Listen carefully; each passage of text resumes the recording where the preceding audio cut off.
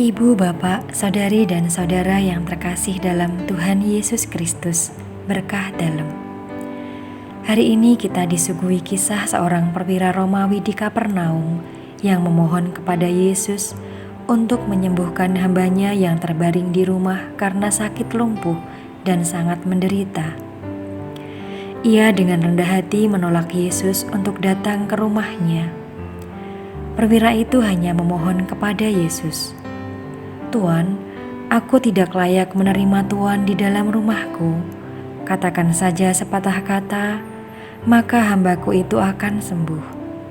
Dan Yesus menjawab, "Aku berkata kepadamu, sesungguhnya iman sebesar ini tidak pernah aku jumpai pada seorang pun di antara orang Israel."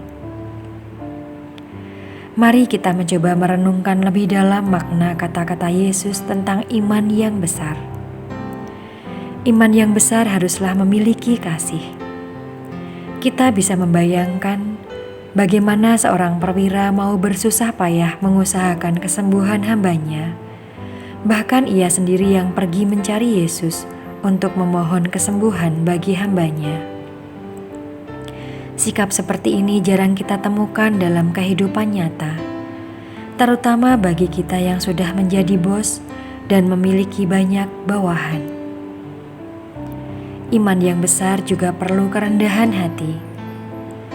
Bila kita sudah merasa besar karena jabatan atau karena uang, lalu merasa bisa membeli segalanya, kadang-kadang kita jauh dari keutamaan kerendahan hati. Perwira ini bisa saja memerintahkan bawahannya pergi kepada Yesus. Namun, ia memohon langsung kepada Yesus, juga mengakui bahwa dirinya adalah seorang bawahan dan bukan siapa-siapa. Iman yang besar juga perlu sikap pasrah dan tidak khawatir. Perwira ini dengan kasih dan kerendahan hati yang dimilikinya, sungguh berpasrah kepada Yesus. Ia berkata kepada Yesus, "Katakan sepatah kata saja, maka hambaku itu akan sembuh." Ia sungguh percaya bahwa Yesus dapat menyembuhkan hambanya, dan itu sungguh menjadi nyata.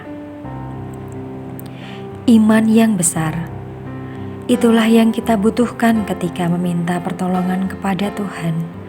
Sebab imanlah yang menarik kuasa Tuhan untuk bekerja dalam diri kita. Seringkali kita tidak mengalami mujizat dan pertolongan Tuhan, bukan karena Tuhan tidak peduli pada kita atau tidak mendengar doa-doa kita, tetapi karena kita tidak punya cukup iman. Kita kurang percaya kepadanya. Mari kita tumbuhkan iman kita akan kuasa dan kasih Yesus.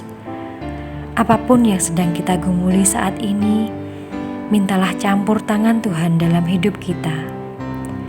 Mintalah dengan iman yang besar, maka mujizat pasti terjadi. Tuhan memberkati.